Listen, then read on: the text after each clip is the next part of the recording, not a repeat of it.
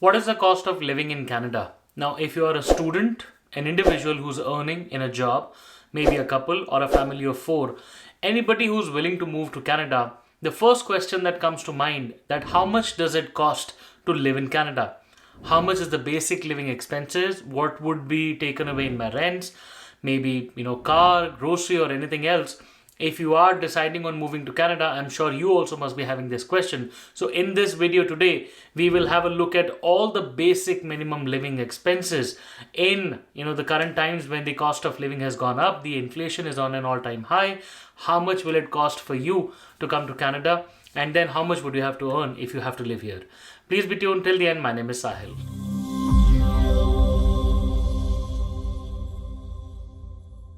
So guys, welcome back once again. My name is Sahil and I'm a regulated Canadian immigration consultant and I practice in Ontario. My office is here. If you have to get in touch with me, my number is on the screen and the details are there in the description box. More than happy to connect with you. Before we proceed any further, please make sure that you hit the subscribe button and the bell icon because we talk a lot about Canadian immigration. And if you are an aspirant of moving to Canada, then this is the channel that you must be subscribed to all the time. So guys, what we're discussing today is the very important and the basic research whenever anybody thinks of moving abroad. The first question that comes to mind that, okay, I'm going to be earning this much or this is going to be my potential income, but how much am I going to spend on my basic monthly living? Now, I'm sure anybody who's going to be earning quite a lot will not have this kind of a concern. So we will keep our concerns to the bare minimum levels of how much is it going to cost to survive in a particular situation. Well, we will not go down to the basics of just survival because we are thinking of at least moving from a developing country to a developed country where you would want a bit of a healthy lifestyle or a healthy living. So with that perspective, let's just deeply dive into the analysis. Now guys, just a bit of a background. I am in Canada at the moment and I've been living here for the past 5 years. I came here, started with a very low budget, and since I am in this profession, I come across on a day-to-day basis with a lot of students, individuals, couples. In fact, my own real brother is a student here, so I have gained a lot of perspective. And also we have, for the ease of this video, for the ease of understanding, we have created 4 buckets. First bucket that we will discuss about will be a student who's on a tight budget.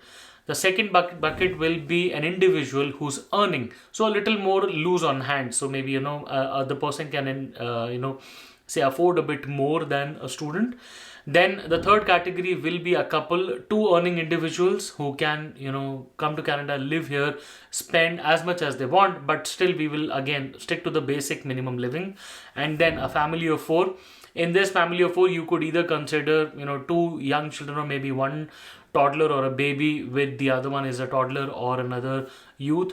So a combination of all of these are the 4 categories that we're considering, right? So first biggest expense when you're living in Canada is obviously the rent. Now we're not looking at house ownership because obviously that can be a lot more or less depending upon where you're living, but an average of the GTA region, because GTA happens to be one of the on the higher side. So if you're going to be moving to another city or maybe another province, then you can definitely expect that the cost will either match up to this level or be a little lower than this. Okay, so we are talking about Greater Toronto area. The rental for a student, you're definitely not looking forward to a proper flat to yourself. You will be looking at on a tight budget, maybe a sharing room, where maybe 3 or 4 students or 5 students come together, take up a flat on rent, maybe a 2 BHK or a 2.5 BHK. Well, in that particular situation, you're looking at spending almost $750 per month. This could range anywhere between $600 to $800, depending upon if you have a basement, a smaller basement, or maybe a larger, a flat in maybe downtown. All of those, are the variations, but $750 per month is an approximate. If you are a single person who is earning, who can afford a bit more, maybe sharing a flat instead of a room. So maybe say 2 people sharing a 2 BHK or maybe 1 BHK, you are looking at spending an approximate of $1,100, $1,000 to $1,100 per month. That's what the rent of usually a 2 BHK in the downtown area could be. But if you are in a basement, again that could fall. If you are a couple, again a 2 BHK or a 1.5 BHK all by yourself, all to yourself, could cost you somewhere around approximate of $2,000 per month. When you are a family of 4, where you have a baby, you definitely need more space, right? So think of it like a townhouse or maybe an upper floor of a house, approximately $3,000 per month. So that's the rent that you're looking at. Now you could go more than this, about 38, 3,900 also. Or maybe if if you want to live in a 2-bedroom basement or maybe a 2-bedroom house, you could look at about 2,500 per month as well, right? So that's the spectrum. But an average of $3,000 per month is decent to expect in the inflationary times of today. If you talk about the utilities, whenever you're a student, the utilities are normally shared, and then you're also in a portion of the house. So approximately $25 per month is easy to expect for a student. On a tight budget again. And if you are an individual who's sharing a flat, you could be looking at spending about $100 per month for utilities. Now utilities would be something like an electricity, your gas, your water bill or anything like that. So that is the utility that I'm talking about, right?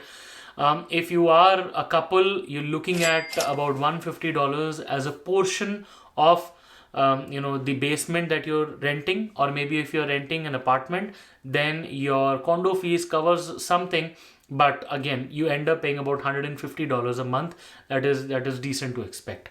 But when you take up a whole house or maybe a townhouse or something like that, then the utilities could spike up to about $250 to even $300 a month, right? So because in winters you'll burn gas, in summers you'll burn a lot of electricity, maybe jacking up the AC, then the prices go up, and then you're bearing the whole responsibility of the house. So $250 to $300 a month is easy to expect in a house in terms of utilities. When you talk about Wi-Fi, whenever you're a student and you're in sharing, once again, about $20 to $25 a month. It could be even lesser than that, but about $20 a month is decent to expect for your Wi-Fi. Whenever you're an individual sharing a flat, then you could expect to pay around $40 a month in terms of Wi-Fi. And if you are taking up say maybe a house as a couple, or maybe a basement as a couple and a flat as a couple, or maybe a whole house, roughly about $75 a month is what Wi-Fi that can cost you.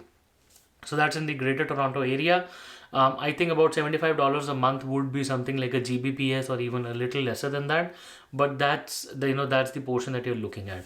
If you look at phone bills, now phone bills, irrespective of whether you're on a tight budget or a lavish spender, a line could cost you somewhere around $75 a month, maybe $60 a month. But if you want to take up a phone as well, then add another $15 to $20 and you could get a phone as well, like an iPhone or anything. So just a line, about $60 a month, and that comes with almost a 20 GB internet. And then if you pair a phone with it, maybe $20, $25 extra, or maybe $30 extra for the recent or the biggest phone, depending upon what you want. So I've taken an average of about $60 a month, and then you could, and this is per person. So if there are two individuals in a family or maybe a couple, then into two, so $120 for them.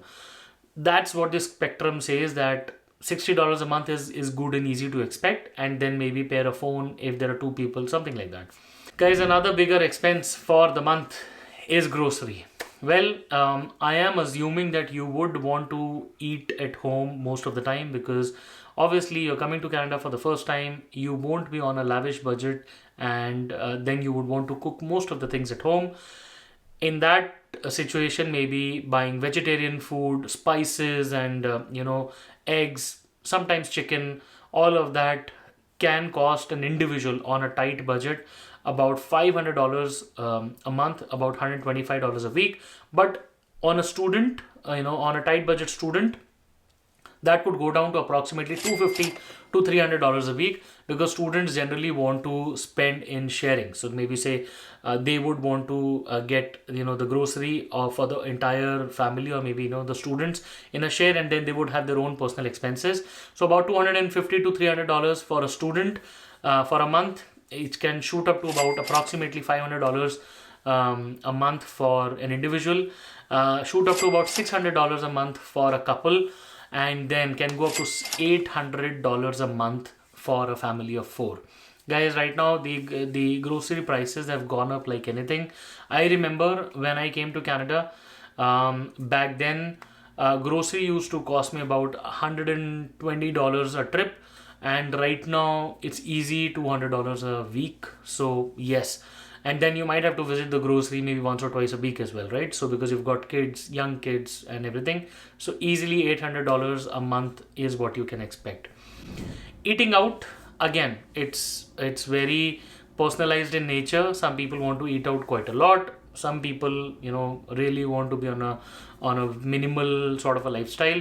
Because we're talking about minimum, once again, if you are a student, you can expect to eat maybe twice a week. You didn't have time to cook, maybe grab a meal from McDonald's, Burger King, maybe a pizza, something like that. So $40 a week is easy to expect. Maybe you're going to work, grab a cup of coffee. Again, $40 a week for a student, which can go up to, again, $40 a week for the individual as well. But as you become a couple, you really want to spend some time eating outside, have a good quality time, that can go up to $50 a week. And for a family, again, that can be a little more, for about say $60 a week. So $250 for a family, and about say $200 a month for a couple, and then about 160 each for an individual who's here, who doesn't want to spend quite a lot. So that's the bifurcation that you're looking at. Apart from eating out, guys, there's another bucket of expenses which I personally have believed exists. People don't really want to cover, but I think that it exists. That's something like maybe sometimes you need some bed sheets, maybe sometimes you need cleaning equipment, or something from Home Depot, Walmart, something like a light or anything that's basic, very basic to your daily living, maybe a mop or glasses or crockery or anything that can take up a smaller portion of your monthly expenses. I think about $100 per month for an individual is easy to expect, because the moment you walk into a Dollarama or Home Depot or Walmart, you can see yourself picking up smaller tidbit things here and there, and then you end up spending maybe like like an issue to read or something like that, like a book or maybe anything. So $100 a month is easy to expect. I think for individuals, again, the same. For a couple, I've taken that as $150 a month, and for a family of four, approximately $200 a month, where you could see yourself fixing a bit of things here and there in the house. Maybe sometimes you want to pick up something to clean or something like that. So $200 a month is easy to expect. Entertainment is very subjective in nature. What I have taken in the entertainment bucket is that a student or an individual could spend somewhere around $50 a month, maybe watching a movie once a month, or some Netflix subscription, or maybe a tour visiting Niagara, or some excursion here and there, or maybe a ticket to a theater or a ballpark or anything. $50 a month is easy to expect. It can go up to $100 a month if you're an earning individual, because then your group sort of becomes larger. You might go on an eating out spree with friends, teams and everything. So yes, $100 a month is very easy to expect. Couples can spend a bit more, because two is a company, and then they want to go out and spend some time, maybe fishing, boating or anything like that, maybe snow skiing, snowboarding or anything. $200 a month is easy to expect, and it can obviously go high, but for a family of four, I've kept it to, because the child would be going to school, you won't have so much time to spare. So I've kept it minimum to about $200 a month only. If you talk about public transport, now travel is expensive and far in Canada. Okay, it can be quite considerate. If you're living in a place where there's good bus connectivity, like Toronto, a flat out TTC pass or maybe a one side bus ride could cost you about $4, one side about $8 a day. So easy to expect $100 a month. Even a TTC pass or a tram or anything, $100 a month is easy to expect. Okay, you sometimes could take GO train rides also, but $100 a month per person is easy to expect. So an individual and a student could pay $100 a month, and that's basic. You should expect that.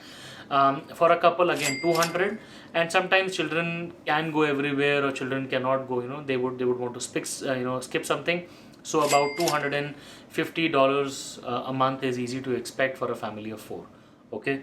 Now coming over to the total basic, these are the basic costs, and then we will follow the the medical expenses and the car and some personal expenses that's forward. But minimum fixed expenses every month for a student 1595, about 1600 Canadian dollars is something you can expect. So if you talk about whether a student can survive on GIC plus 20 hours a week, the answer is almost yes, the student can survive.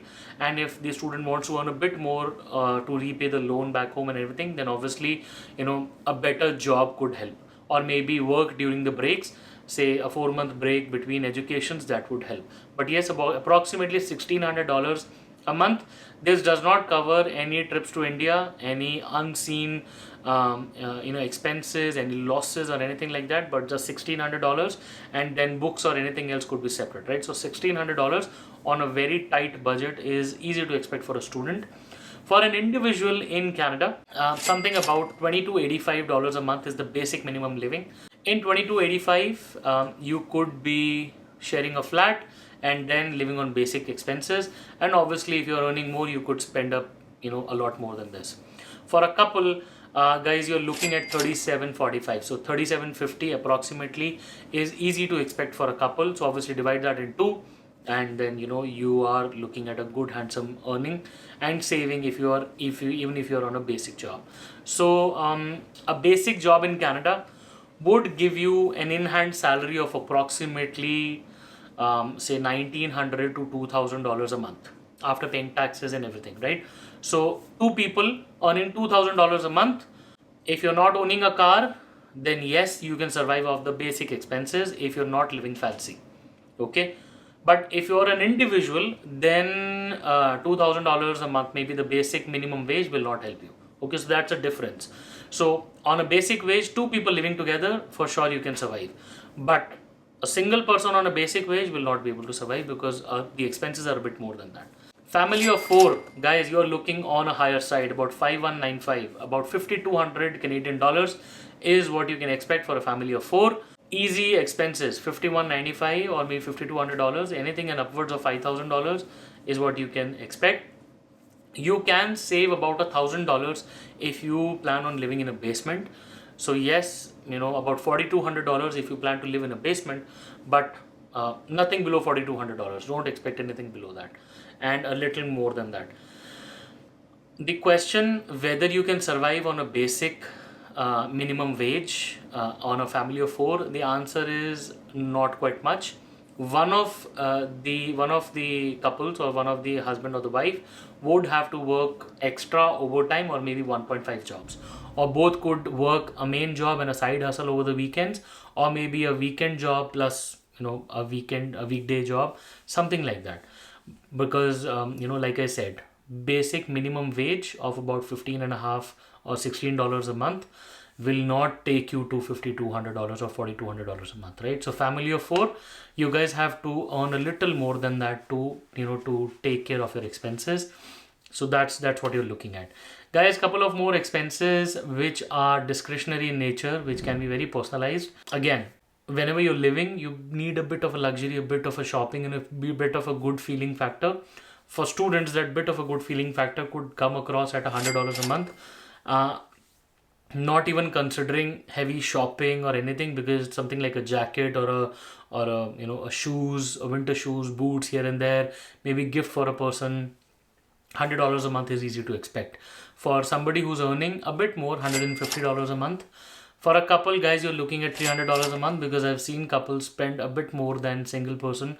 Would want to buy a jacket off and on, say eat out, take a trip to Niagara or anything like that. $150 a month.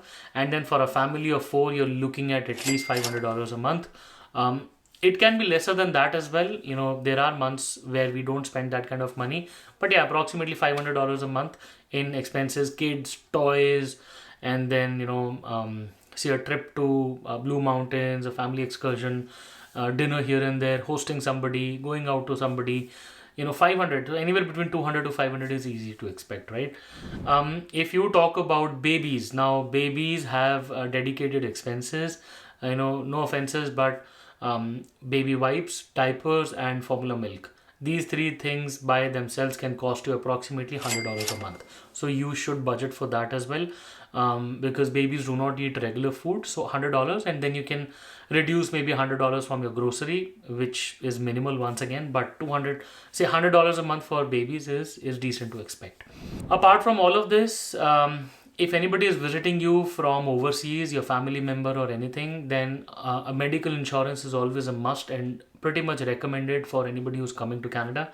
An average amount for parents would be $150 to $175 a month for medical insurance. That will cover their hospitalization if required and any medicines, but it's definitely recommended that if anybody is visiting you from overseas, do not forget to get medical insurance. It's absolutely necessary. Any ride on taxi, cab, Uber, or anything like that will cost you approximately $25 a ride. Can be lesser, about $15 also, or can be more if you're going for a farther distance. But $25 is an average. You can budget for about 2 or 3 rides if you don't have a car a month. So $25 a ride is average to expect. Coming over to the biggest expense after rent and grocery, or rather after rent, is car. Car is absolutely expensive to maintain in Canada. Okay, now as I always say that there are 2 assets a person makes in Canada. One is a home, the other one is a car. No matter, even if it's a bigger car or a smallest of the lot, it is still going to cost you a bomb. Keeping a car in Canada is expensive because of the insurance, the maintenance, the fuel, and the EMI. Right now, the EMI won't pinch you a lot, but everything else will. Assuming that you're on a tight budget or a minimum, spending nature, the starting EMI would cost you somewhere around $350 a month. Think of any car like an Elantra, Civic, or maybe even if you get a second-hand car. $350 because of the interest rate and everything put together, $350 a month is decent to expect. Like, that's the entry level. Average you can expect around $500 a month, but $350 is the basic bare minimum. On the same car, an insurance will cost you a bomb. If you're living in something like British Columbia, then they have set amounts of insurances to pay. Like, everybody has a flat same insurance. But if you talk about Toronto, it varies by pin codes. So a Brampton would give you an insurance of approximately $350 a month, whereas Toronto could give you $250, or something like Kitchener could give you $200. Even farthest, Peterborough could give you just $150. So an average throughout for car insurance is approximately $250 a month. It can be a bit more or a bit less than that, but yes, $250 is reasonable to expect. If you talk about fuel, it's expensive. A gas tank full, bare minimum, I think $50 a week. Okay, so you would go out if you are not taking the the TTC or anything, then parking lot, everything put together is a lot. I've not taken separately for parking lot, but yes, gas is $50 a week is easy and reasonable to expect because places are far away. So take that into account. If you take car maintenance, maybe winter tires, oil change, any scrubs here and there, and any car accessory and everything, $50 a month is easy to expect. And overall, I think a car will cost you an upwards of $850 a month. I think that's fair and basic bare minimum to expect. Anybody could say $700 or something like that, but yes, $850 a month would be something that you can expect for a car. Guys, all in all, these are the kind of expenses that you can expect in Canada. Talking about whether, just candidly answering whether you can survive in this basic minimum wage or not. Once again, for a student, if you get your GIC and you work 20 hours a week, because that's what you're allowed. So 20 hours a week on approximately $15.50 to $60 an hour, you will be able to survive minus any bigger expenses. Okay, so for a student, that should be okay. For an individual, $18 an hour could help you sail through almost at a break even, but not with a car. Okay, so for an individual, you have to earn a bit more because your expenses can go a bit on a higher side. Whereas a couple, if both of you are earning approximately $18 an hour, then yes, you could go by with a decent enough living and maybe a car put together. Okay, so for a couple, you can, if you don't have a car, then you can enjoy a bit of a luxury in life with that amount of money, with $18 an hour or maybe $16 an hour. But again, if you spend too much, it'll be all out of water. Again, for a family of four, 16 to $18 an hour should be okay, as long as both of the family members or the husband wife are working, along with one of the two persons working overtime. Okay, so that is required. And all in all, if you're earning somewhere upwards of 25, 30, $40 an hour, then for sure you can make yourself a good living. And obviously, if you own a house, and God help you, because cost of ownership for maybe a $5 lakh house can go on upwards of $4,000 a month, right? So that's a separate topic altogether. But for now, I think for newcomers to Canada, this is what you can expect, and these are the minimum expenses. Guys, these are all my opinions, these are all my experiences. I know a lot of you have difference in opinions and difference in anything that you think. For sure, please feel free to drop your comments in the comment section below. But overall, I hope the video was able to give you insights into how life is in Canada, what kind of expenses can you expect, and whether you're a student, individual, couple, or a family, how much is it going to cost you for living in Canada. This video talks about that. Hope you liked the video. Please feel free to schedule a consultation if you want to speak to me for your cases, your immigration related requirements. I would be more than happy to help. The appointment links are there in the description box below. Once again, we wish you all the best, and we really hope to see you soon in Canada. All the best.